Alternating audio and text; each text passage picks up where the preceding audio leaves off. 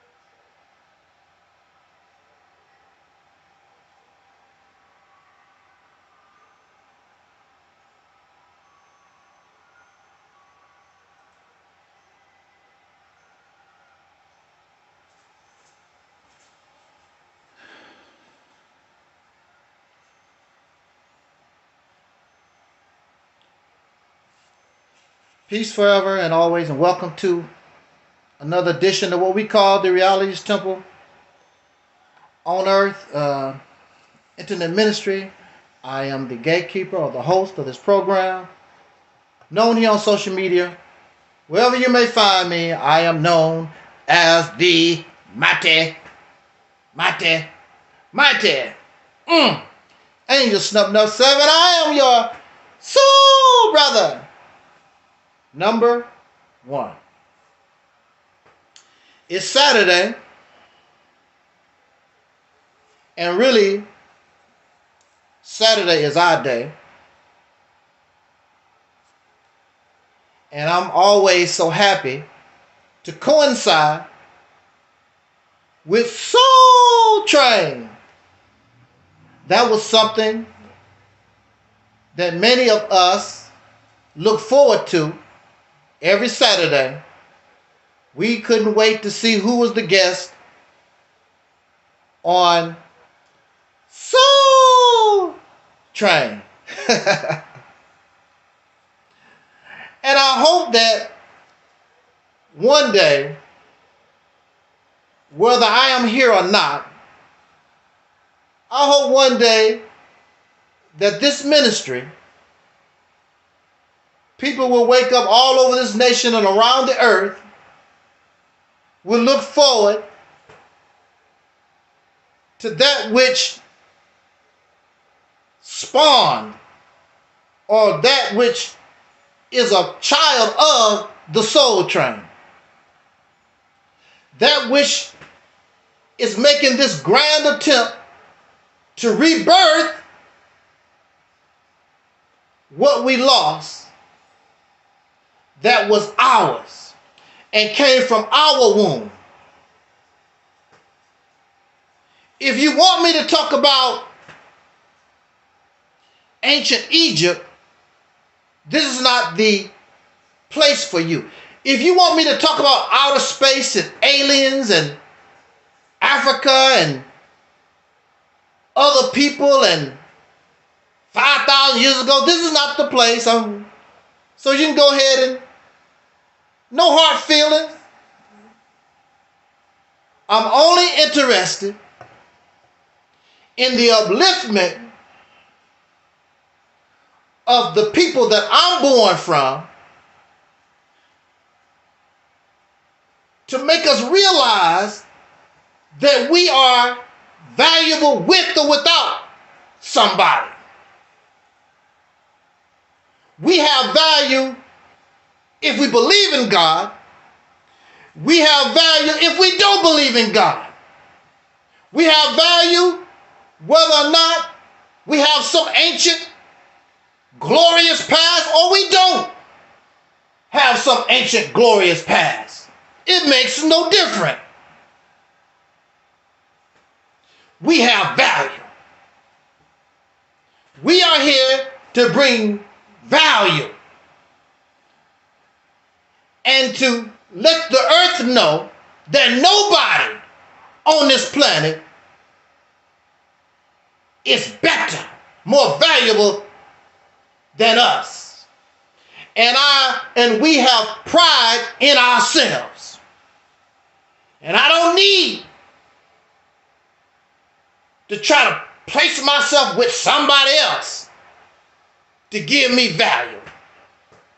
Shout out to our regulars. Shout out to the Twin Pyramids. Shout out to Deacons of Reality. Shout out to our Mellow Cap and Army Delight. Shout out to all those who support this platform.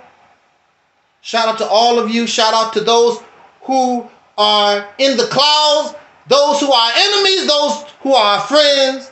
It makes no difference.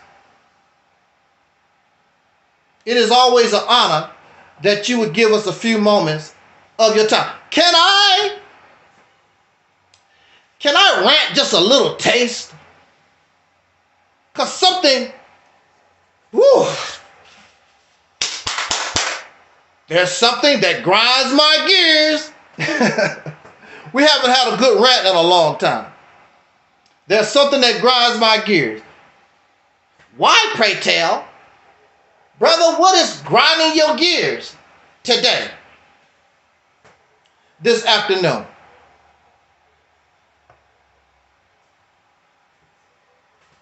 What grinds my gears is when you open your door to people. Mellow Cap said, let it off. You open your door, and you know this. We've opened our door to people. And those who disagree, those who dislike what we have to bring, and I invite them. Nobody else does this. Nobody else will allow you to do what we do. We allow you to come here and you can teach us, because I'm not above being taught. So you come here and I will shut my mouth and I will sit in the cut. I will take the camera off my face and let you talk. And you teach us. And then you open yourself to interrogation. Open yourself to inquiry. That's the part you don't want to deal with. You want to come and run your mouth and call yourself teach something that you got from somebody else. It's not even yours. Well, the Honorable Elijah Muhammad said, Marcus Garvey said, Sarah Sutton said, he said, Brother Polite said, it's not even yours.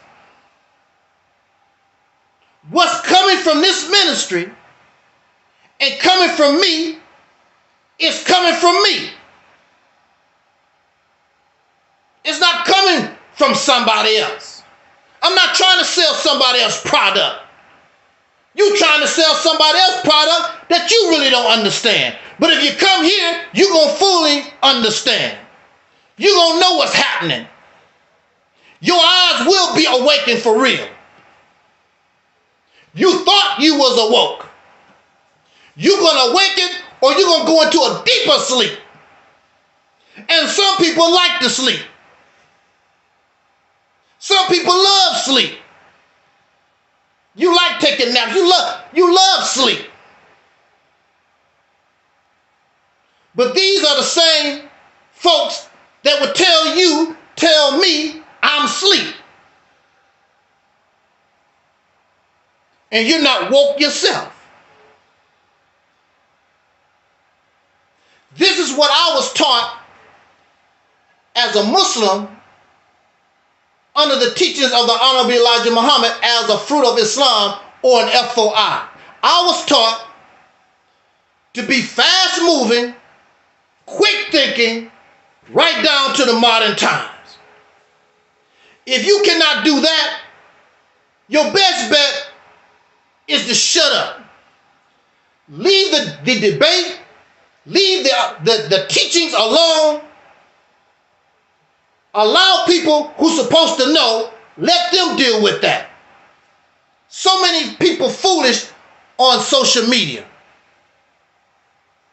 because you think that you know and you really don't. You get hyped up by listening to a YouTube video, a DVD, or maybe you read some kind of special book and you all hyped up, and then you come out here in the real world and you begin to find out that what you thought you knew ain't so supreme, it's not so intelligent as you thought. Now we here, we love this brother, Malcolm X. And we respect Malcolm X. I was told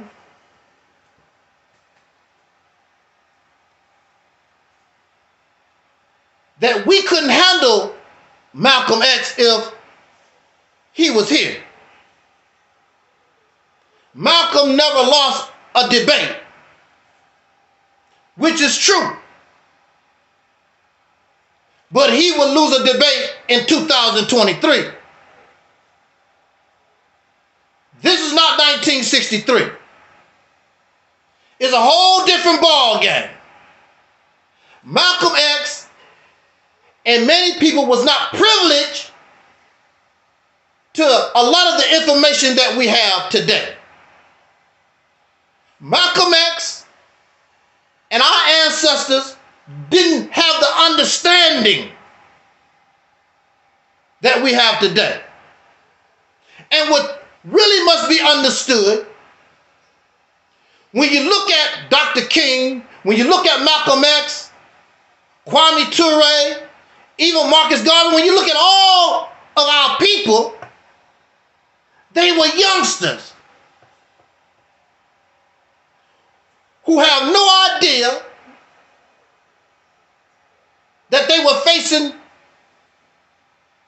a government as tricky and deceitful as it was. They had no idea. They never faced a government before. All thing they knew, I'm suffering, leave me alone. And so they did whatever they could to try to get this oppressor off their back. They don't know what they was dealing with. And their information that they thought was the knowledge of self was nothing but fairy tales. Some of it's true, some of it's not. They didn't know. But this is the age of information. This is the age of knowing, not belief. That's over. Malcolm X was a believer. He knew some things, but he was a believer. And it's a lot of things he didn't know, but if he knew them,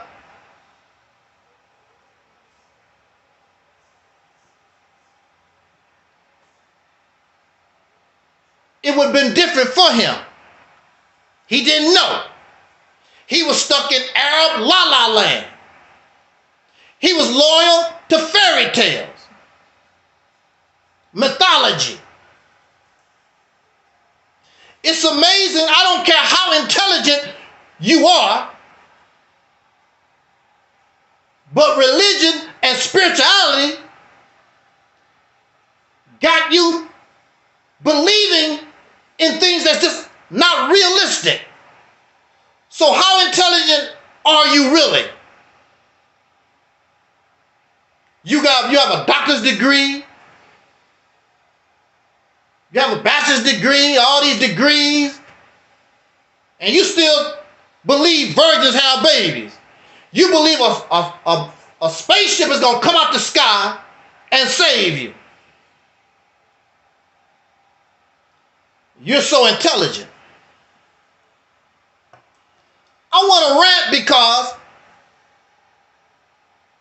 unlike some of these other people, I can say I'm wrong.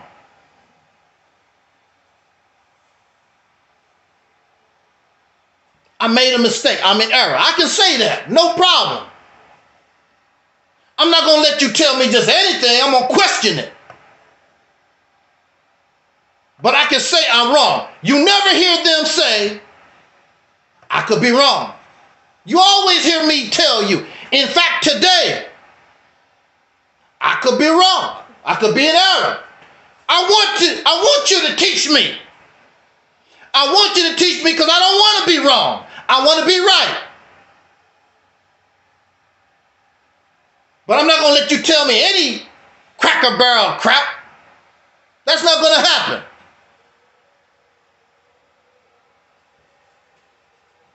We should be happy that people show us our error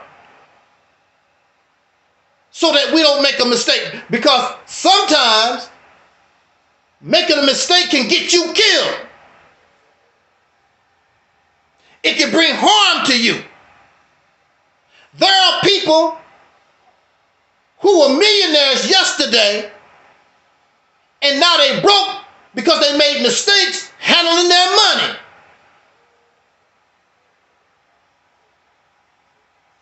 A lot of them would not listen to good advice or no advice at all. And so all the millions that they had, now they're homeless on the street. As many of you know on this platform, I drove trucks. And as a truck driver, there are certain streets that you can't go. There are certain places you cannot take a truck.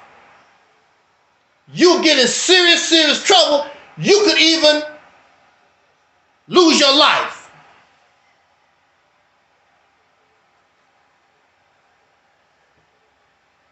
I'm happy when you're on the road and listening to the CB and truck drivers are telling or advising other truckers, I wouldn't go there if I was you.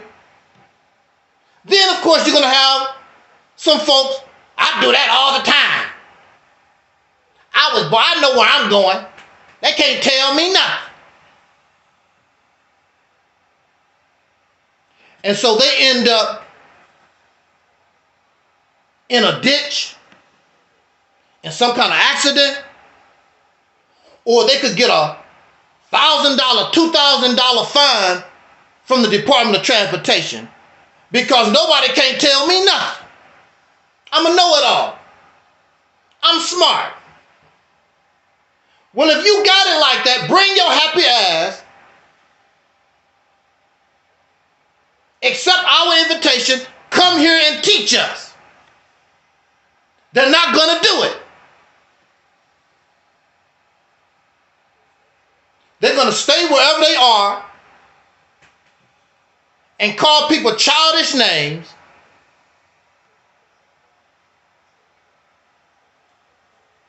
That's all they can do. I want to make this rant about this group of people calling themselves the black conscious community, pro-blackity, blackity, all this blackity, I love that black and the African and the black, all that nonsense. It's a relic of the past. If it really had some type of food for the people, if it really had type of some kind of substance, the people would have held on to it like we hold on to fried chicken. And that's not a degradation, that's not a racist thing. Fried chicken became part of us. We need to go on YouTube, since y'all like watching videos, go on YouTube and look up why fried chicken is part of Black American, Soul American culture. There's a reason why. And we have carried that to this day. If black and the black power movement, all that black I'm proud stuff was dear in our hearts, we would have continued to carry it into 2023. But we don't. It's a relic of the past. It became a relic of the past because black power didn't have no power, and everything that happened associated with it failed. And even according to the documentary by, what's his name? Tariq Nasheed. According to that documentary, I forgot which one it was, one of those hidden color films. The government viewed black power as a threat, but they learned how to smash it and they learn how to keep it from never coming back again. And they have used the technique, and it has been successful ever since the late 70s. So now you hear them holler black power, but it's not like it was back then. Black power is a religion now. It's a belief now. That's all it is, it's a religion. So you have a group of people that's part of a religious cult that has no leader. That's why there's no real definition of what it really is. And they want to bring it to the new generation that you failed. Because if you had taught the new generation and nurtured them in black power, then it still would be here gaining power, but it lost power because you failed and didn't give a damn about it no more.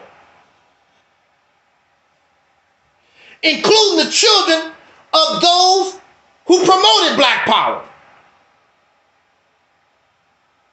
All of us are comfortable in the scraps from the Civil Rights era or the Black Revolutionary period. We're comfortable with that. And nobody is interested. It's a relic of the past. So you will hear them say, I'm the new Dr. King. I'm the new Black Panther Party. The new Nation of Islam. The new UNIA. Trying to resurrect the dead. But you can't resurrect what didn't have no power to live. It died. It's a relic of the past. And the new information that now that we're privileged to makes it even weaker. This is a new mindset today. We have to look at things differently today. This is not 1963. This is 2023.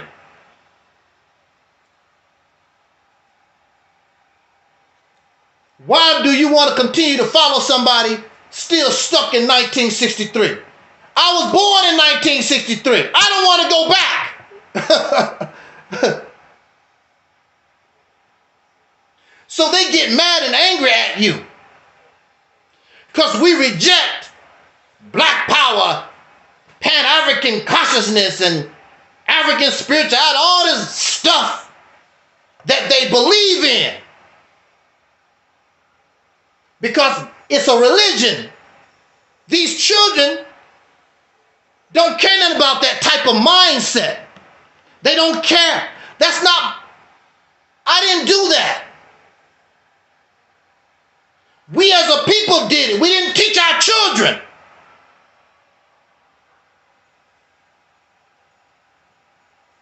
Once the civil rights era was gone, once the black power movement was destroyed, we didn't do nothing for the children.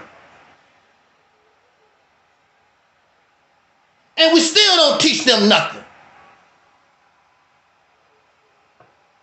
Now you want to give them this stuff, this religion that don't make any sense to them because they have no foundation. But they don't mind some fried chicken. They don't mind, they love fried chicken, but they don't want the other nonsense. But if your black power was like fried chicken, it'll still be here. There's a reason why it was destroyed. Because it did help us, because we had nothing. But it was destroyed because it lacked that the fried chicken have. Y'all don't, do y'all understand do you understand what I'm saying? I don't think you do. I don't think you understand what I'm saying.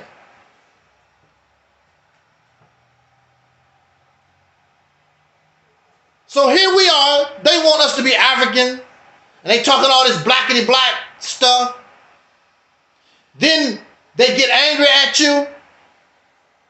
They get angry at us because that's no longer acceptable. Nobody into that like that no more. So here comes the name calling. Here's the people that's supposed to have all this supreme wisdom, so smart, so intelligent. They talk to God. They know it all. They awoke.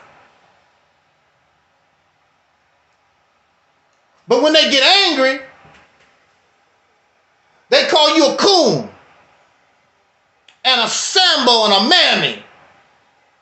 Uncle Tom, I thought you had supreme wisdom. I thought that God talked to you. I thought you read all these books. You read all these books, and when you finish, oh, you a Uncle Tom, you a Sambo, you a coon. But so you make yourself even look worse because you read all these books. John Henry Clark, Dr. Ben, Ivan Smirnoff, whatever his damn name is, Francis Quest Wilson, Neely Fuller.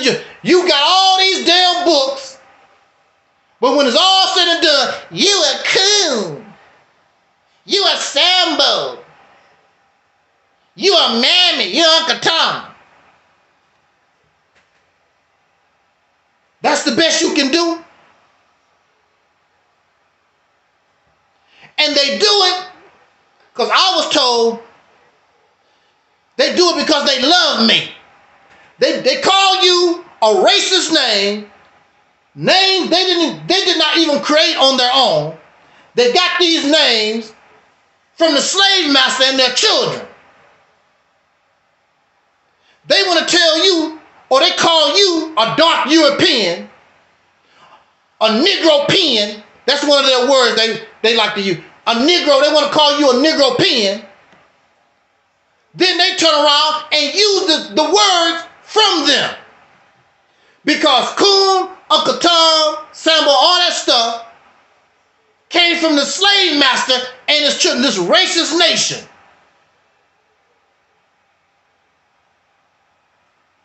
But we the Negropean, and you so pitiful you can't even make up your own word. So, I would turn around and call you a Pan-African sewer rat. That's my word. I call you a pork chop, a piece of doo-doo. They want to get angry and all upset. But those are my words. I'm not copying a European. I'm not copying a racist. But if you want to call people names, we can call you a name just like you can call somebody else a name. But my name is original. Yours come from the Peckerwood, the rednecks. The ones you say we're not supposed to be like, but you're still using their language. You still exhibit their behavior, foul and nasty and profane, wicked. That's who they are. If you can dish it out, then you should be able to take it. There are those with these teachings and these beliefs, and they make mockery, especially our black Christians. They really put down brothers and sisters who go to church. But then when somebody show you that your stuff ain't all that either, they get all upset. But I don't hear Christians running around talking about, I'll catch you at your house, and I'm going to beat the hell out of you. Talk about your mama. I've never heard Christians assassinating nobody. But these people who's supposed to be here for our benefit, I'm doing this for you. I'm doing all this for you. For my people. I do this for my people. I do this for my people.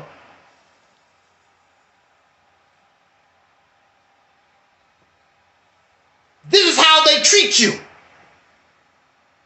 Nasty. Bullies. Well, I'm the wrong one for you to try to bully because I come from the same place. Some of the best orators, articulate, charismatic folks that we've ever raised came from up out of the Black Power movement. We applaud and give you credit. That's where I come from. I was trained in that. And so, shouldn't the real truth, shouldn't the real awakening have a representative that can also throw down with your happy ass? Because I'm going to show you once and for all that you're wrong. You're not going to come here. And you're arrogant. That's why I love to be on their neck. Because they're arrogant. You never hear them say, I could be wrong. And all their funky debates is a joke. Because in a real debate, you are going to submit. I'm going to get you in a corner and you are going to submit that you are wrong. That's an error. I'm not going to let you slide. What they call debates is nothing but arguments. They get to argue back and forth. No, I'm going to kick you up. You're going to explain yourself. That's what they do in a court of law. Especially when they know you're lying. They just keep pressing. And they just keep pressing. And some people can't take the heat. I did it. I killed him. I shot him. Can't take the heat.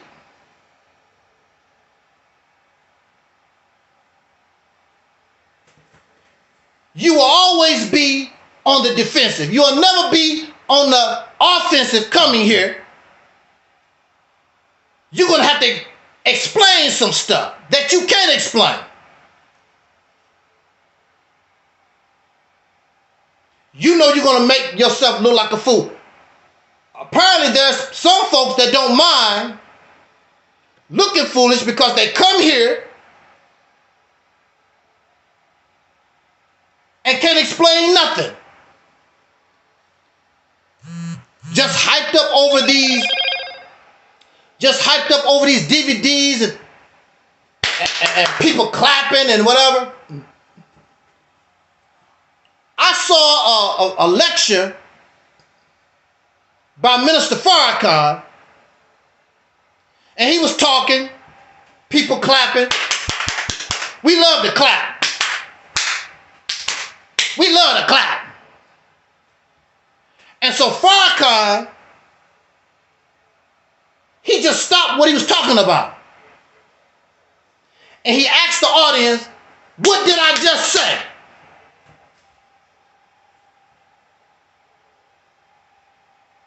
They didn't know. How embarrassing. They just know that they listened to this person and they usually like what he have to say and they just clapping. Didn't even hear what the man was talking about. How embarrassing.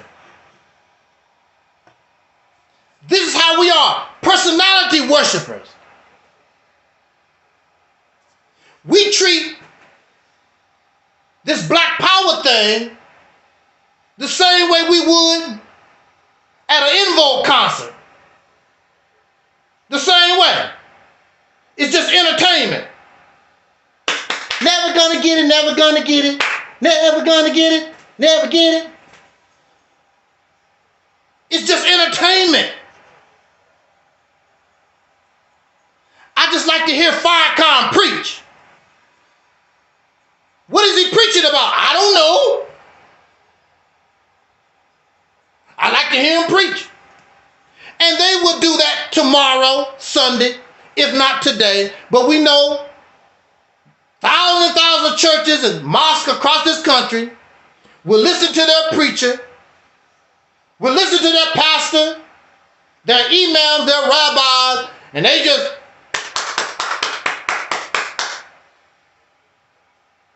And not only that, they really don't know the Holy Bible. They don't know the Holy Quran. People who call themselves atheists know the Bible and the Quran way better than those who believe in the Bible and Quran. This is a fact.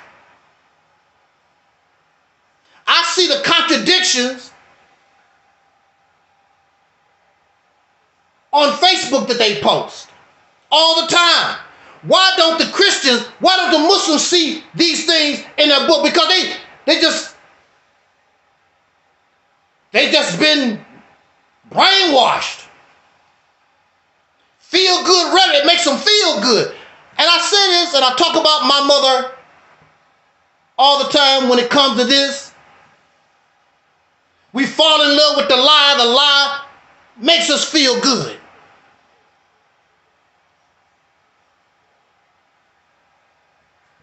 Because how do the atheists know and you don't know?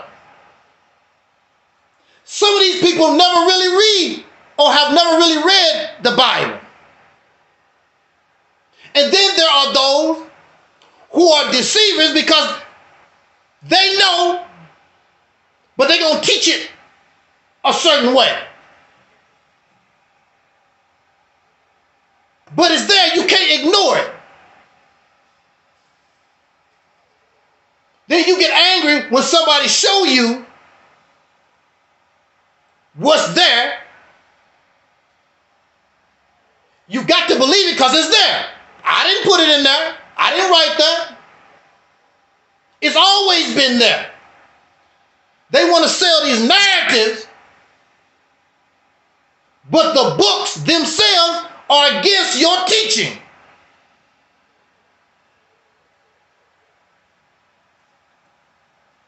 You don't want to mess with me. And I don't even have to go there. I don't have to go in there and get every little contradictory, every little knick-knack stuff in the Bible and the Quran. I don't even have to go there. I can keep you in check just on the basics. And I can handle anybody you got. I don't care how smart they are, who you think they are, how popular they are. We can deal with anybody. You don't have to come here, invite me to your place. You feel more comfortable. But I've been to a lot of y'all places by myself. Nobody else, by myself. I take on the little fellas, and they send me to the big boy. And the big boy has no choice but to bow down to the real truth. Now, when you mess with these black power folks, they get angry and upset. They might try to hurt you.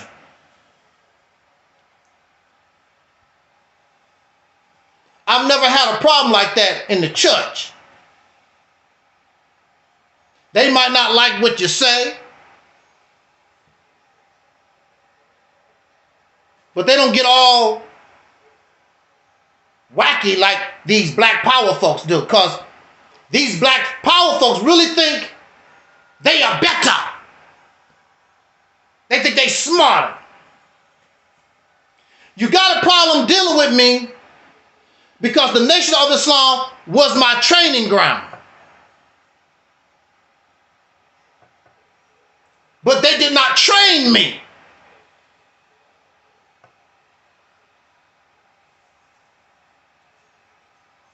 I was taught about debate and how to debate when I was in high school. Some of you had classes in debate in school. And I enjoyed it.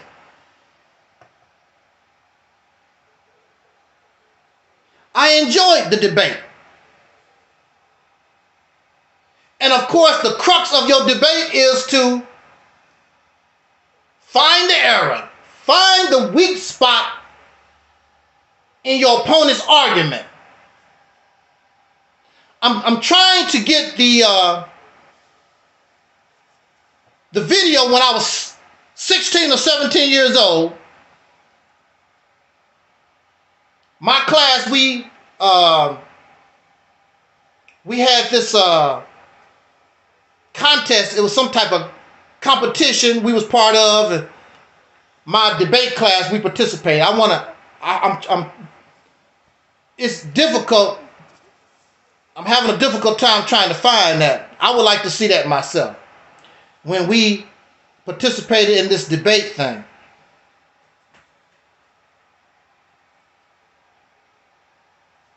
And I was very good. I was very good at that.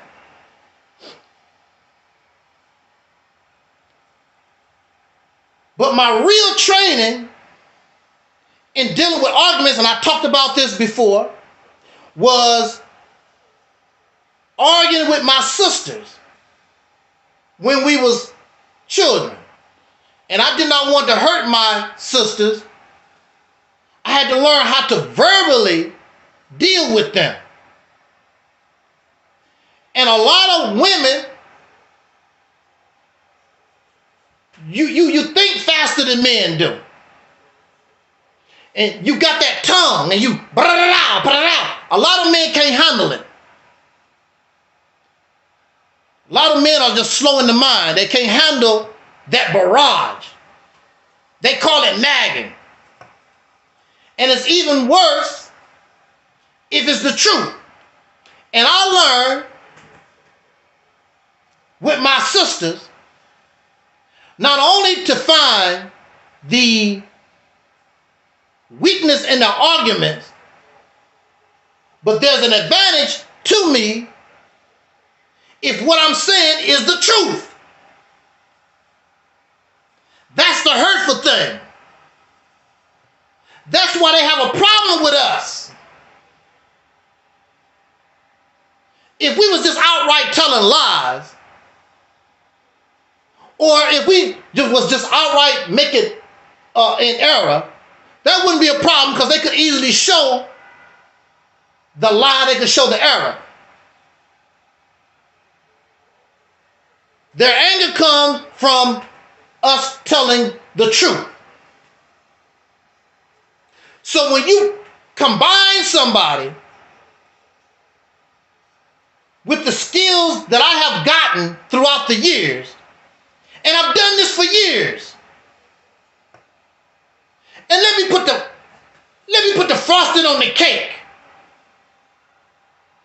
The frosting on the cake was, as many of you know, I was locked up unjustly in a mental institution for 10 years.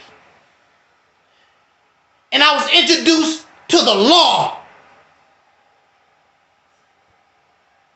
And the law, when you're dealing with the law, you're dealing with facts, not no beliefs, speculation, I assume. They want to know facts to the best of their ability. That's how it is. So here I am in a situation. I have to deal with people who they don't care nothing about your speculation or your beliefs. Facts to the best of our ability. So that's why you have a problem with me. That's why You folks that don't have any experience in debate, you have no experience in law, you have no experience in law, you have no experience in debate, you can't do nothing with me. Because you don't even, what you trying to explain don't even belong to you anyway. You don't know. You just repeating, regurgitating what you told. That's what you're doing.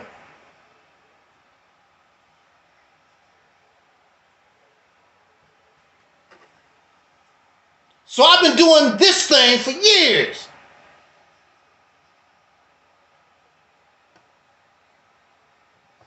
And even to this day, there's nobody in my family, they don't want to argue and debate with me, because I'm not going to argue with you unless I know I can win. I will submit. Did you hear what I said? When you're telling the truth, that's a waste of time for me to debate and argue with somebody, and I know I'm going to lose. But y'all don't mind being embarrassed like that. I would rather say, you got me, I'll do better, you're right. I'd rather do that. I'm not going to waste my time knowing I'm wrong. But you have no integrity, so you're going to argue knowing you wrong. You're not going to get me hung up because I can easily say, I don't know. I can easily say, you got a point. You can't do that. Everything about these blackity black folks, they know. Well, if you know, then come bring your ass here and teach us what you know. You don't know nothing. And you get your ass whooped intellectually here. So I've been doing this a long time. Since I was very young. And when I joined the Nation of Islam, you are expected to defend the teachings of the Honorable Elijah Muhammad. So what make you think that I can't defend the Reality's temple on earth? Matter of fact, if I thought the Reality's temple on earth couldn't handle the heat, I wouldn't be here. If I thought the Reality's temple on earth had so many holes in it, filled with mistakes, I wouldn't even attempt to even bring it. But I know the strength. I know the foundation. And I've switched and I've changed and I threw this out, brought this in throughout the years. Some people, you have shown me that's wrong. And I'm like, yeah, you're right. And I get rid of that. So I get stronger because the foundation is right. The right and exact that you claim you got.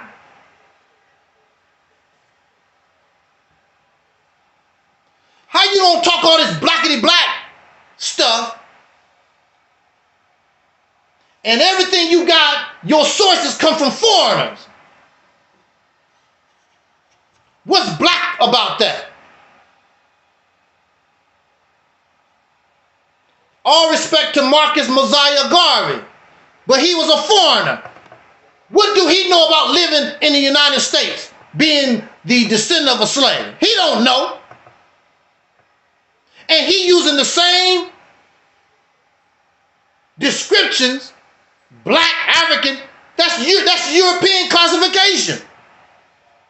Why did he come and tell you about some African tribe or whatever? He's going to talk about Africa. Africa is a European race or a continent that was named by the European. And black is a race classification by Europeans. If Marcus Garvey knew so much, why didn't he bring something, an actual definite, some tribe from Africa or whatever?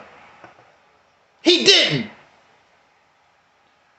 Where did he get his information from? Where did Noble Drew get his information from? Where are these folks? It's not coming from us. We got foreigners telling us who and what we are. That's what the topic is today.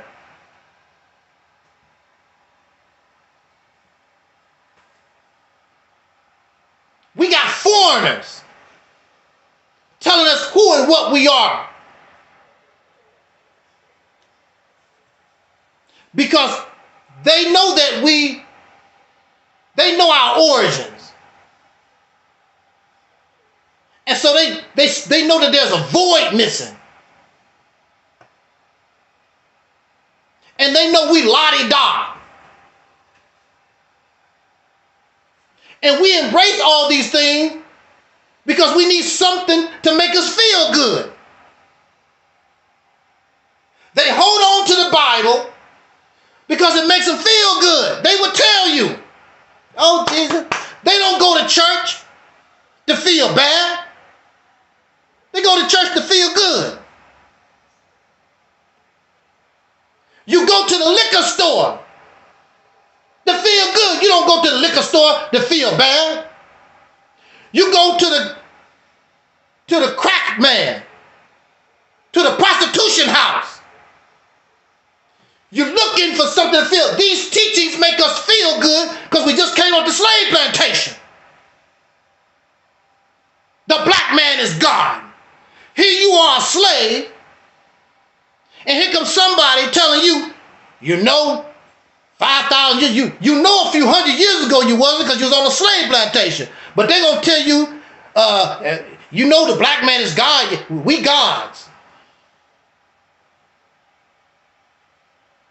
Shout out to, I see that Brother MD is listening to us. Shout out to the MD20.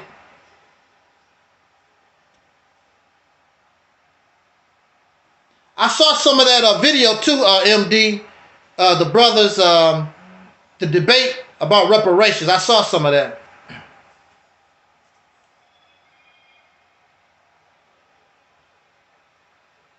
So these people are going to tell us who and what we are. But we do this thing, we attract to these things because they make us feel good. The reality's temple don't make you feel good because the reality's temple means it's time for you to accept responsibility and go to work.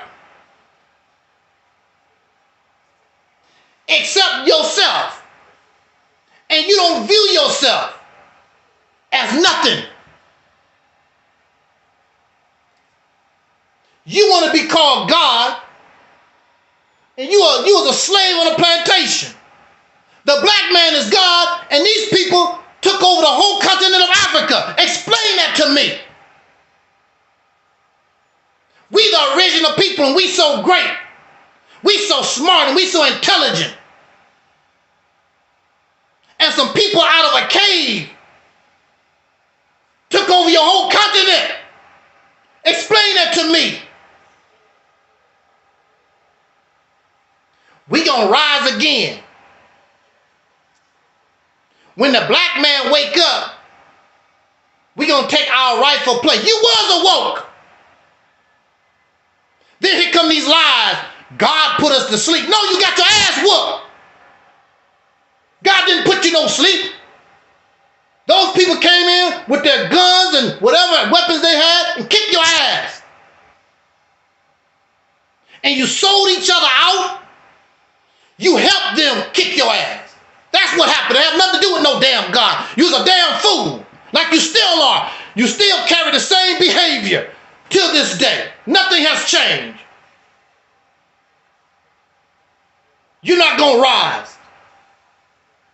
Even though the root of the word slave or the origin of the word slave come from these people, what the Slavic people or whatever was enslaved in Europe, When we think about slavery, we think about the black man. And you ain't no damn God. But we like these stories. And you don't have to do a damn thing, just sit around and pray. And somebody's supposed to put all this, give you a reward. You're still acting a fool to this day. Your behavior. Ain't nothing changed. I can't unite with you. You don't believe in Jesus. I can't unite with you. You don't like Minister Farrakhan. I can't unite with you. You don't like bean pies. Y'all dumbass people. That's why you hold on to the stories. And while you hold on to these stories, these fairy tales, the real world keeps moving forward, leaving you behind. What happened? What happened? We don't do that here. We accept the reality of the situation. Not gonna call you a God unless you earn it. Not gonna call you a man unless you earn it. Everything you get, you should want to earn. I don't want God to come save me. I can save myself. If I'm a child of God, hell, I got powers like a God. What I need God to come save me? Why do I need mommy and daddy to pay my bills when I can pay the bills myself because I go to work every day? So why should I wait on God? And even in your scriptures, in your teachings, it says God only help those who help themselves. If I can help myself, what the hell I need you for?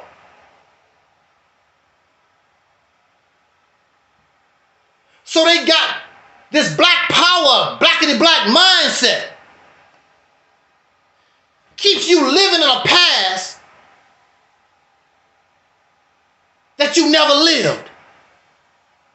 And if you never lived it, you can paint it any kind of way you want. Just like these new generation boys and girls. Keep talking about the black family in the 50s and the 60s and all that. I'm part of that. My mom was part of the 50s. I was part of the 70s. We was part of that. And I'm watching these videos, the two-parent households and all like that. Where the hell y'all getting these fairy tale stories from? Because I lived it.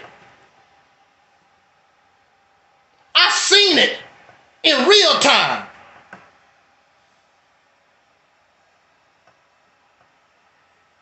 Oh, black people, we was more loving. When the hell did all this happen? Segregation was better. How the hell do you know? The youngster said, segregation better. Segregation was much better. How the hell do you know? You weren't even alive. I lived through it. My mama lived through it. And the people during that time, where are they at talking about, yup, it was better, all right. Where are their voices? Because they know that's a damn lie.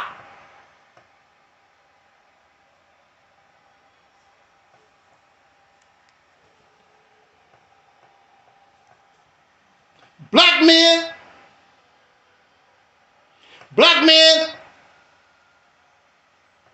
have always abused the sisters.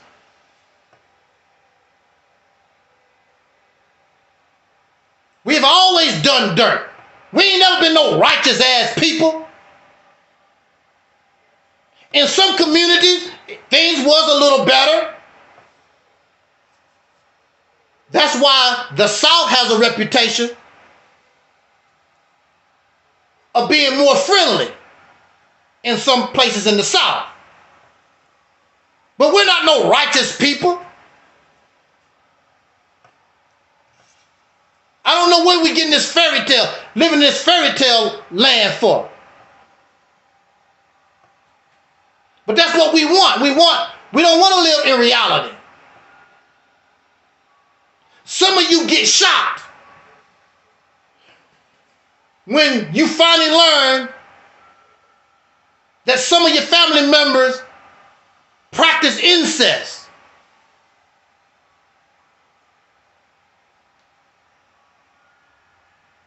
And some of their babies was sent off somewhere. That's what they was doing. A lot of the dirt that people was doing, including white folks back in the day, they kept it undercover. It's not open like it is now. Ain't nobody running around here. We got liquor stores now. It was liquor stores then. It was heroin and whatever drugs. Ain't no righteous people. So all this stuff they talking about how wonderful the black community was back then or whatever. Where the hell you getting all this stuff from? That's not real. And a lot of things, remember, a lot of things that black people did, soul brothers and sisters did, our ancestors done, it wasn't because of lovey-dovey, it's because they didn't have no damn choice. I gotta work with a black man. I gotta work with a black woman because white folks ain't gonna let me do a damn thing. So I'm gonna have to work with my own. But as soon as the door was open, you see what they done. Don't blame Dr. King. Their happy ass wanted to do that all the time. It was the white man that stopped them. But as soon as the white folks said, y'all can come, it's all right now, there they went, soon as possible. And you still there, trying to get as close and live as close to the white man, including y'all black power folks. You can go to some of these black power people's house, they trying to live just like white folks, Europeans. Same thing. Because it's the only life you know. You don't know about no Africa. You don't know about Asia. You don't know about 5,000 years ago. Only thing you know is the now.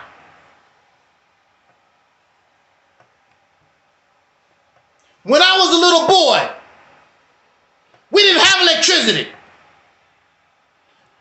When I was a little boy, there was no indoor plumbing. Do you think I want to go back to that? That's the way it was in the past. In my past, that's the way it was. You don't want to do that. You don't want to go to no outhouse. You want electricity. But then you're going to tell me about Kemet or Africa and what they used to do in the past, this fairy tale, you don't have no evidence to suggest they was living this life that we live. Is only what? A little bit over 200 years old. It was created due to fossil fuels.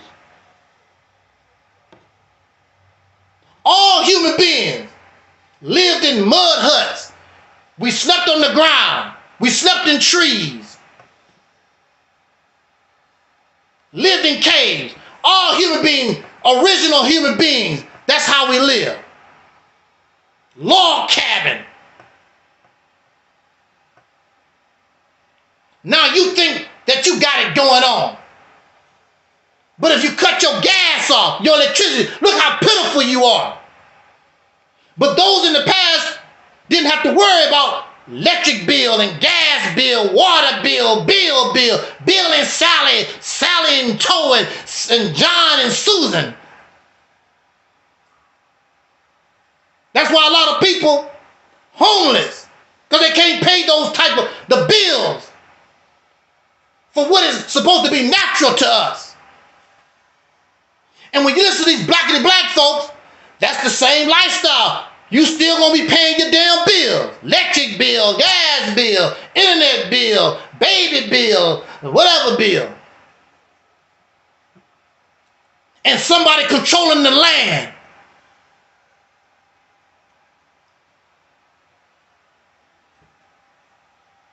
All of us deserve some land. You got all these suckers. They want to take everything. I don't want to pay the bill. Give me a little spot, build me a tiny house, Give me a little water, well, few chickens, I'm fine. They want to force everybody to be part of this damn slave-ass system, including you too, white folks. But there are people, what they call them off-gridders, getting off the grid. Smart, getting off the grid. But you gotta have land.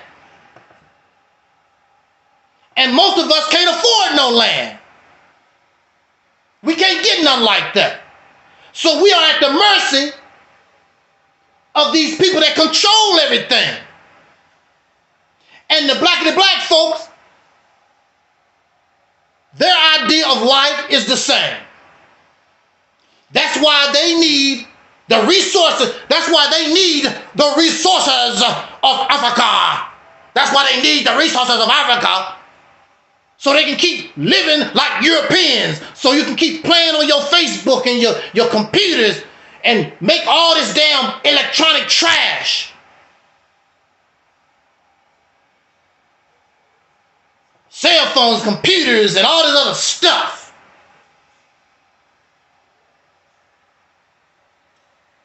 Ain't nobody saying, where's all this trash going?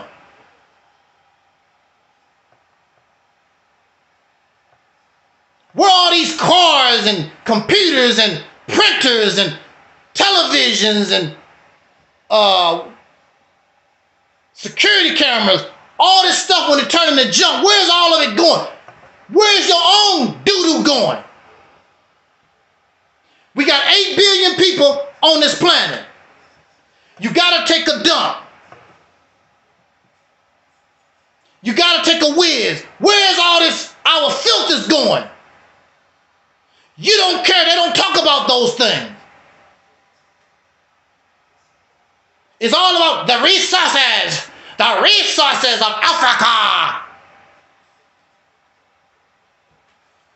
So what do you do once you finally rape Africa? There's nothing left.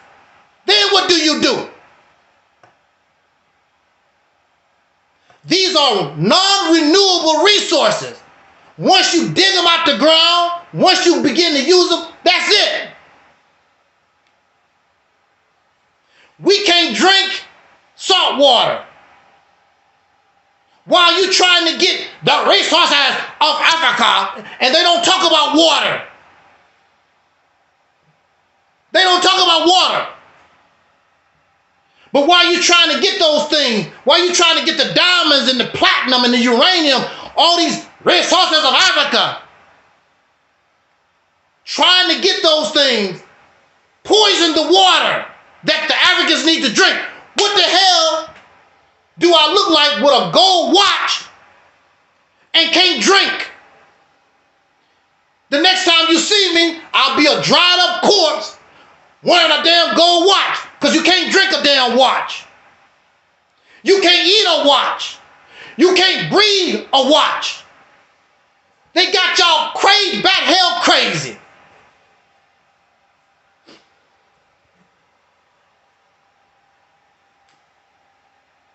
I can be corrected. If I'm going in the wrong direction, correct me, because I don't want to be wrong. I don't think that I'm wrong.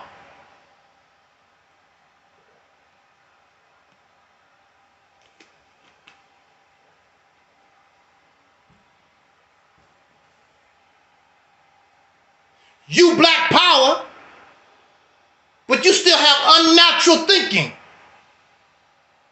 And a lot of what you're doing is not well thought out of. And some folks just don't want to accept that. It's not well thought out of.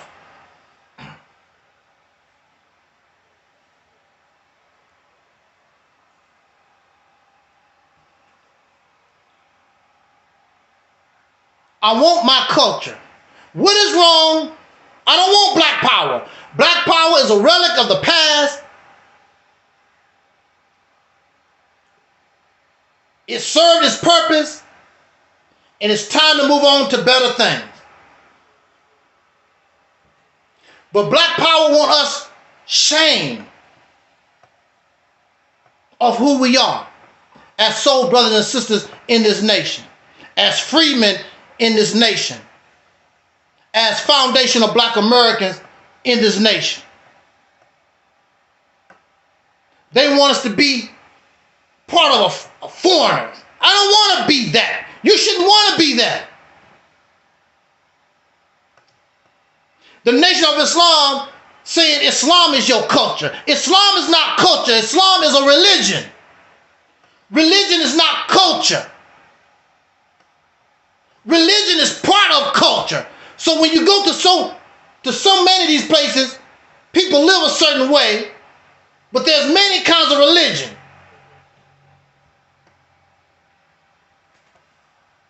But that's not culture. Religion is not culture. Religion is a belief system. Spirituality is a belief system. It's not culture. What is culture? Anytime you can correct me, what is culture? We're going to make things simple here. You don't have to be Albert Einstein. You don't have to be a rocket scientist. It's very simple. What is culture? Culture is simply the way a people live.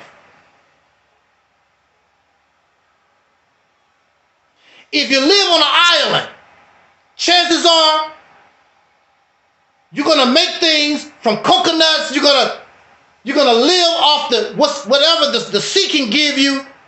You're going to design things with sand or whatever, because that's how you live. And it don't make no difference what the religion is. Everybody is going to live this culture because that's all you got. You live on an island. So you're going to adopt a lifestyle according to the resources that your island, this environment gives you. There are Eskimos. I know there are people talk all this vegetarian stuff. There are people on this planet who are not vegetarians doing just fine. There are Eskimos who barely eat vegetables because it's not available. You don't see vegetables growing in Antarctica. They live off seal and whale and whatever. There are people called the Maasai who live in a desert-like environment. Very few vegetables, vegetation for human consumption. They drink animal blood, raise cows, they eat meat, raw and cooked. That's their culture. That's how they live. That's what culture is. If I'm wrong, put it in the chat room. Come here and explain it to me. That's simply what culture is. Your lifestyle. For our ancestors, slavery was a culture for them in America. Slave culture, a subculture. It wasn't the culture, but it was the culture they developed being a slave on a plantation. Slave culture. So they began to develop a way of life according to the resources that was given to them on the slave plantation. Then, thank you, MD. Now, if MD can bear witness, I must be on it. MD is not stupid. MD 20 is a very intelligent person. So, I have to get, if MD tell me I'm off base, I got to respect that. I got to look it up. I don't want to be wrong. That's all culture is. Your lifestyle developed according to your environment. Religion was not part of culture. Religion came after the fact. Some idiots in their imagination, because the people was ignorant and illiterate, they made up stuff because they didn't know things. So they just made stuff up.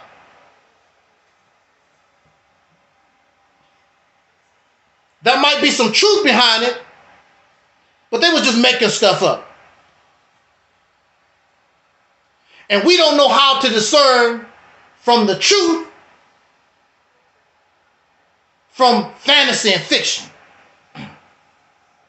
That's y'all problem.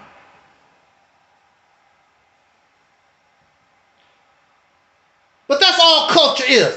So our ancestors come off the slave plantation and was given physical freedom and began to try to integrate into main society. This is what you have to understand about integration.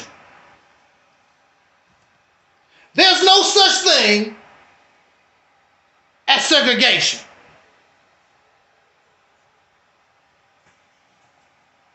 There's no such thing as segregation. You know why? Because you're still here. You're not segregated. You're still integrated. As long as you use their dollar bill, you are integrated. As long as you depend on them for resources, you integrated. Just because you over here and they over there, you still integrated. Separation means you gone. You're no longer here. Separation is y'all Pan-Africans take your happy ass to Africa. That's separation. Moving down the street across the tracks is not separation. Separation is you get the hell out of Dodge City. Segregation is still integration because you still here. You still need them to survive. As wonderful as Black Wall Street was, it still needs them to function. You take them out the equation and Black Wall Street has nothing. Because we're still here, we're still part of them. Black Wall Street still use the American dollar. Black Wall Street did not create their own economic system. Black Wall Street still under the laws of the United States of America. But let's wrap this up, because it's very simple. Water. Y'all hanging? Just give me a few more minutes here. We're going to be out of here.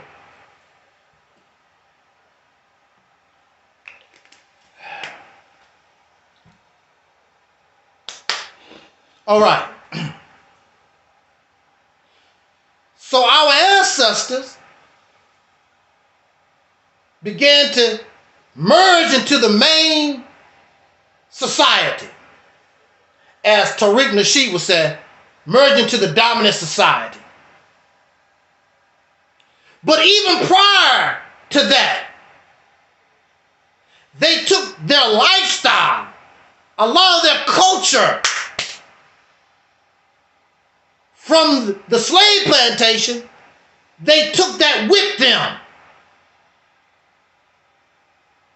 into the main culture, into the dominant society. And they began to do things. Look, now you are free people. And they began to act more free. So as a free people, you began to create things that come from yourself. Even though we in America, you take things that's American, but then you take things and make it your own. You take the English language and you make it your own. I heard through the grapevine, I really don't know, I heard that the Nuwabians, their leader Malachi York, whatever his name is, developed a language that they were using. But even prior to that, we were developing, even on the slave plantation, we were developing ways to talk to ourselves so the slave master wouldn't know what the hell we're talking about. And we could talk in front of the massa. He would have no idea of what we was talking about. It became our language. To my knowledge, we developed something, our people developed something called Pig Latin. And then, of course, as you know, we're known to develop our own language. Some people call it Ebonics. And I know even for me, I had to learn, what the hell y'all talking about? Because all black people don't know Ebonics. All black folks don't know Pig Latin. That's a strange language to me. I had to start learning these things. What you talking about, bruh? And then we developed ways of communicating that we did just to ourselves. Like you would even see on What's Happening in some of those old 1970s sitcoms. We know how to take the hand and do the slap, and that was something we did it came from us. The handshakes. And then we would do something in fun. We would make mockery of ourselves, and nobody should take it serious. We just having fun. Called The Dozens. You saw some of that on some of these 1970s sitcoms. All that came from us. Nobody was doing The Dozens. That came from us. And then it's a way that brothers and sisters, we carried ourselves. I can't show you here, but y'all done seen it, our walk, our swag, how we did things, how we wear our clothes, how we talk. And then anything that we get, it don't have to belong to us, but we make it our own. We put our own spin on it. I don't know where basketball come from. Don't care. I know when the brothers got a hold of that basketball, the game became exciting. Bruh was like, I can't just bounce this ball like this. Let's put some soul on it. And they start flipping and dunking and spinning around, and that's what even the baseball just can't do it. Just gotta slide a certain way. Gotta hit or put some soul in it.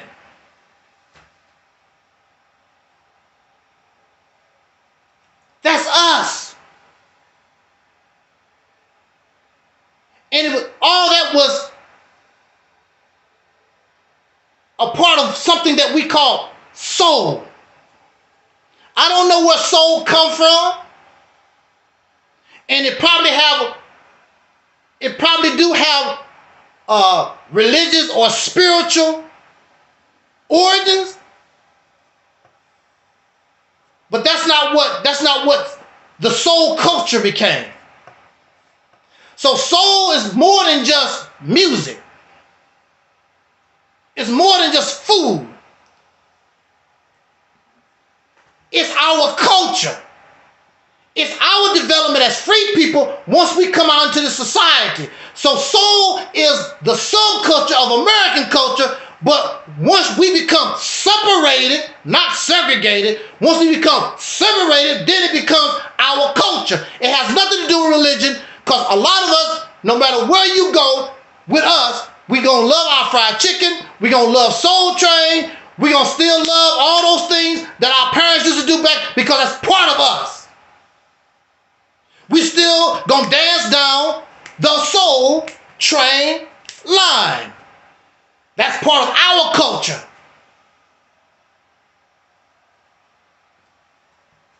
These blackity black power folks don't want us to be ourselves.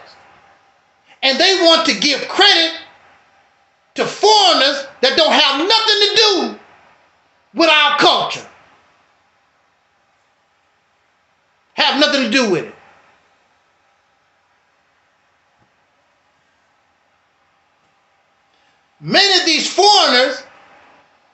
your brothers and sisters, they don't want you to have reparations unless they part of it.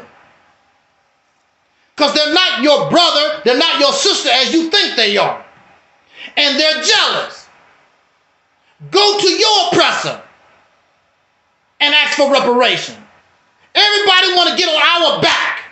The reason why they're here is because of our ancestors, because of us. They wouldn't even be here.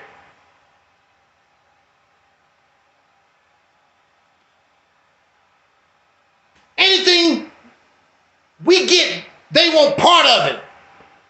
But they're not us.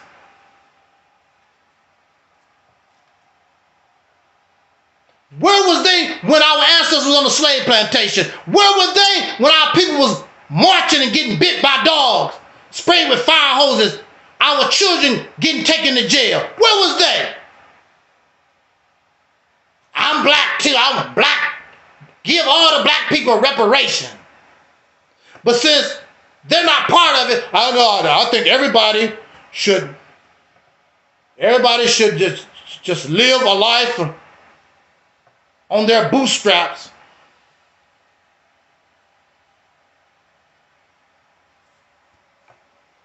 That's because they want some. And I can guarantee you, if they ever did approve reparation, everybody and their mama got black blood in them, just like they did the Native Americans. All kinds of white people got Native American blood in them all of a sudden when they start giving reparations to Native American people. And the same thing will happen to us. Everybody want to be black. Everybody want to be a Negro. My great grandmama was a Negro on Charles Hudson's plantation. Everybody. We know how that goes. And all these black folks that speak against reparation, they'll be the first in line trying to get something, speaking out against it. This is why we should control the narrative. We should control everything about it so these losers and these foreigners don't benefit from the suffering and the sacrifice of our ancestors. I'm not doing it. I don't want nothing they have. Look here.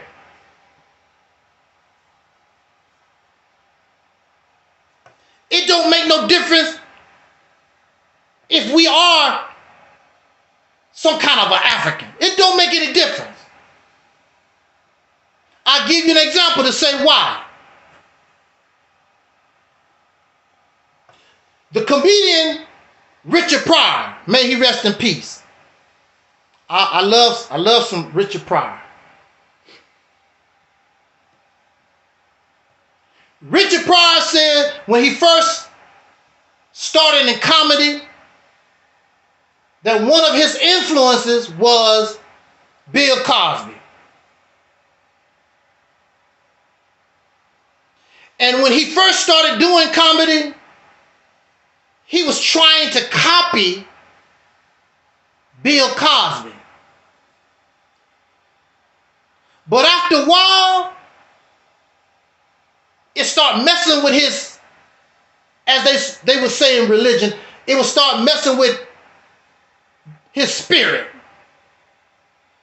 And Richard Pryor began to do comedy for him. Not because he wanted to be like Bill Cosby. I want to do comedy for me. I want to be me. I want to talk about my experience. I'm not Bill Cosby. Bill Cosby made comedy in relation to his experience, his life. So now Richard said, I'm going to do the same thing. I'm going to make comedy in relation to my life.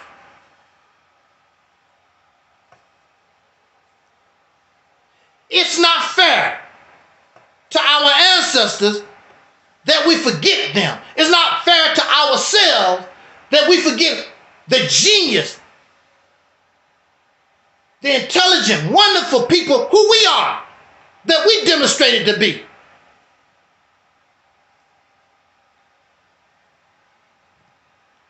There was a time when people wanted to be part of soul power. There was a white group called Hall and Oates. They were called the Blue-Eyed Soul Brothers.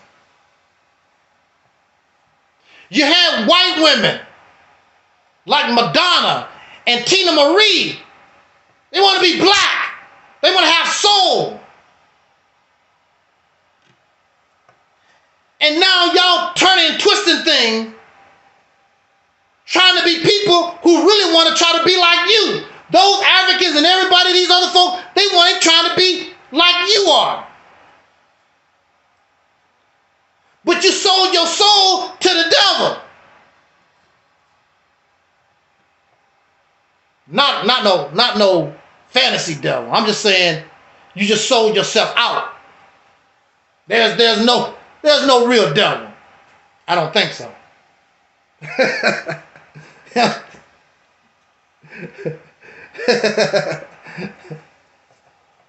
You sold your soul. You sold your swag. Now we coloring our hair all kinds of. The sisters got their hair all different, pink and yellow and purple and red, and you putting all these tattoos over your body. That's not Black America. That's not our culture. That's the stuff that we got from other people because you done lost yourself. Putting earrings in your nose and earrings in your tongue and all that stuff. We didn't do that kind of stuff. It's not part of our culture. You go back and look at us, our culture. The brothers always used to like to dress up in suits all the time. And you walked around with your head held high with pride. That's the kind of example, that's what our people was doing. Look at the Motown. Look how classy we was compared to Beyonce. All naked and shaking your butt and all that nasty stuff.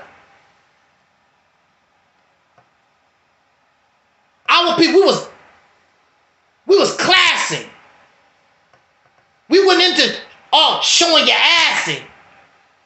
Showing your assy was for prostitutes, for the dark side of life. The underground culture. Prostitution and liquor, strip clubs, drunkenness. That's not part of our culture. That's not what our people striving for. But that's what it is now. You can go on Instagram, you can go on Facebook, and now the sisters got all their butt cheeks out and all like that. Look at me with the piece of string in there, dancing around, little baby twerking, little girls twerking. They putting all these hair puffs and braids and stuff all in the little boys. You can't tell the little boys from the little girls. We didn't do that in our culture. It came from our intervention or interaction with other stuff. That's not part of our culture. We didn't come up like that.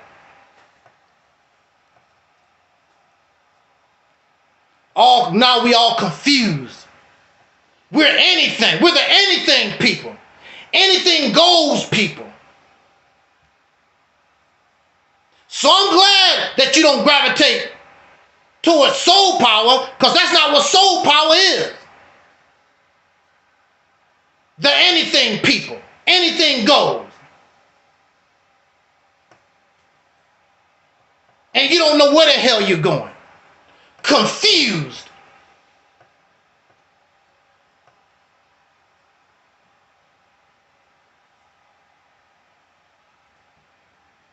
What's wrong with giving credit to yourself? So, this platform is all about self, pride in self. As a freeman, as a foundational black American, as a soul brother and sister, a black American,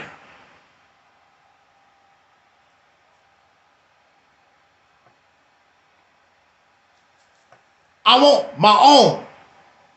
I don't need them to teach me nothing. You're supposed to be free. If you free, what you need stuff from these other suckers for? Unless you're still damn dumb. They had their day in the sun.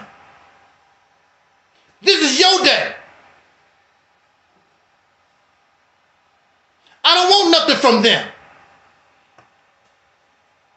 And they ain't giving us nothing anyway. Africa ain't giving us nothing. It's over 50 nations in Africa. What have they gave us? What are they giving us?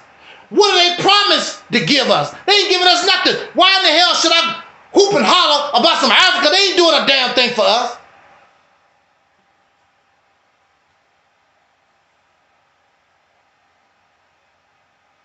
I'm not going to, we should not deny and continue to uplift our ancestors. Some of our people are still alive right now to this day. You're just going to throw their legacy out the door for some foreigners. Everything they were, you're just going to throw it out because what your grandmama did, your great-great-grandmama did, what our ancestors did don't mean nothing compared to what them foreigners done. I don't give a damn if they are related. You can be related to Michael Jackson. It don't mean nothing if Michael not giving you nothing. So what? You got to look out for yourself. You can't depend on Michael. There's a lot of rich people. They don't give their relatives nothing. Some of their relatives are homeless. They don't do nothing for them. So why the hell should you be? I'm related to Lawrence Fishburne. I'm related to Janet Jackson. I'm related. Who gives a damn? They're not doing nothing for you. So what?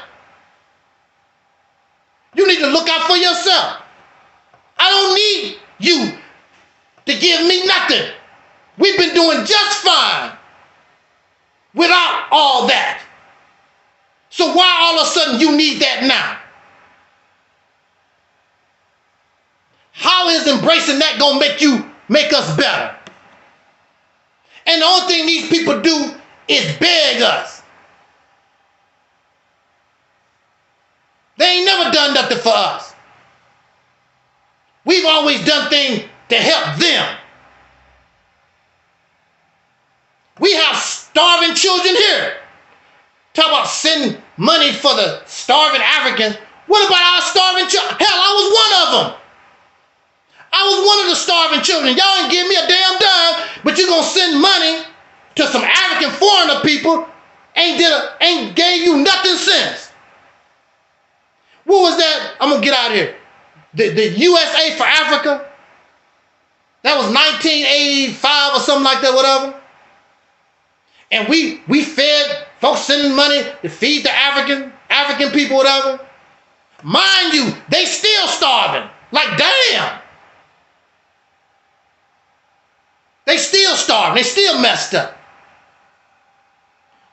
What do they do for us? What have they done? That was 1985, 86, or whatever it was. This is 2023. How many black American children have Africans fed? Any African. They ain't done nothing for us. Stop. I don't want to hear that.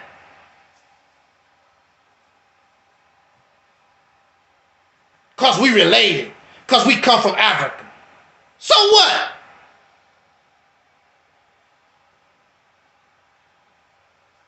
What's the sense of coming from Africa and they don't give a damn about you? So what?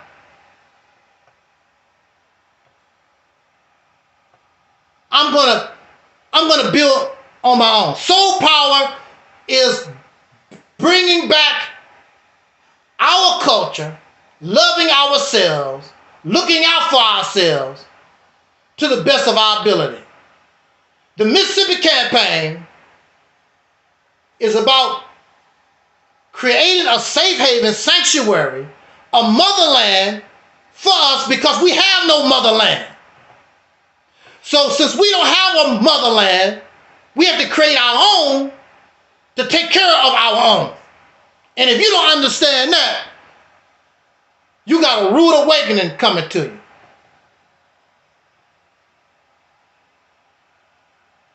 We don't have no motherland. If that's the motherland, when are they going to start mothering? And where's father?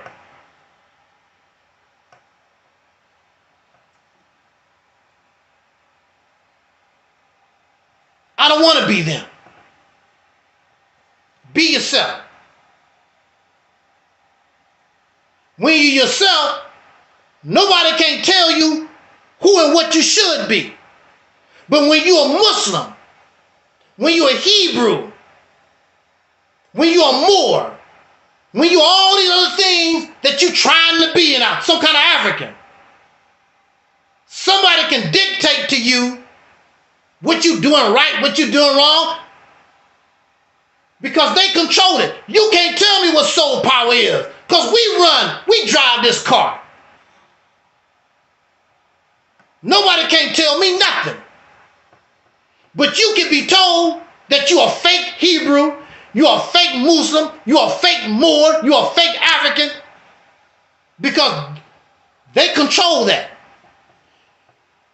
You want to be part of something that you did not create. We created this. This is us. This comes from us.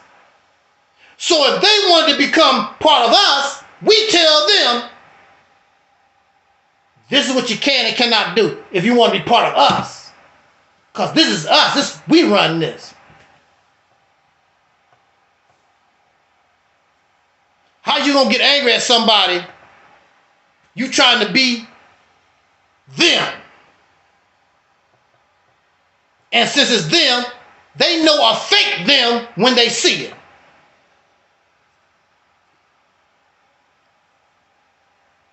On that note, we're going to get out of here.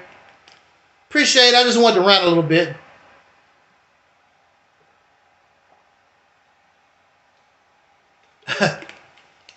Get that off my, knock some of the dirt off my shoulder. Again, shout out to everybody in the chat room. I'm the Light Mellow Cap, the twins, MD20. Tomorrow, we might have a continuation of our series. And I would hope, MD, that you can come and join that conversation. I don't know what you're doing, because I know that you were sort of upset with me about my position on spirituality. Our people are spiritual. And why should we reject spirituality?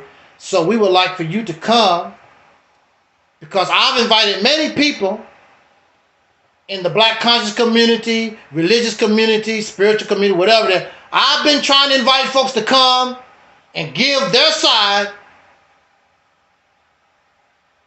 and speak about why we should continue that type of mindset. We should continue that type of belief system.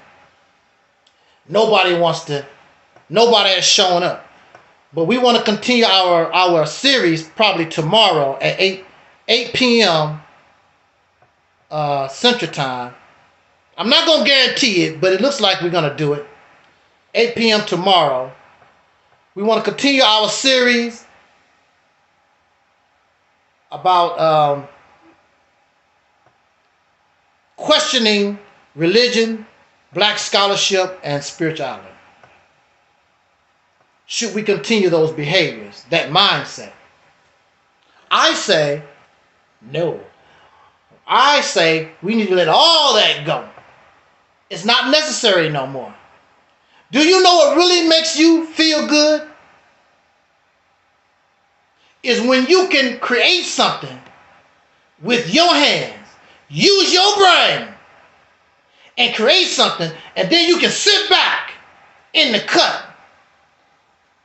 Look what I did. Wow. That should make you feel good. Your accomplishments. Now, if you want to give a spirit and a spook the credit for what you did, so be it. I'm not giving nobody no credit and they did not earn it. Me, I'm not doing it. I will give God credit when God come do something. I will give the spiritual realm and spirits credit when it come do some of this damn work. Until then, you don't get no credit from me.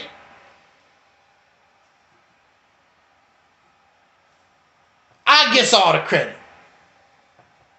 And you should feel the same way. You should not want nobody to get credit that they did not earn. Because if that's the case, that's less work on us. I would want God to come and do something. I'll be happy for that. But I'm not going to do all the work. I was on a job like that. I was on a job doing all this work and the supervisor was running their mouth. I'm like, oh, no. But they get credit for the whole job. I'm the one doing all the work. They was drinking coffee, smoking cigarettes, running their mouth. I said, no, not me. They had the nerve to get angry at me. I'm the supervisor. I don't give a damn if you're a supervisor. You're going to supervise your ass over here and do some work. Because that's what you get paid for. Being a supervisor, meaning you do the work, you just supervise the work. It don't mean your happy ass sit around smoking cigarettes and drinking coffee. I'm not doing that. I'll quit.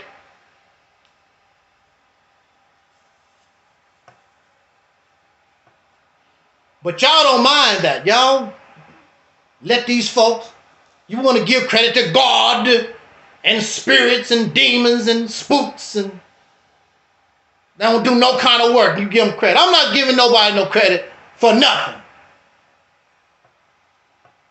When I was locked up, I had some public defenders help me.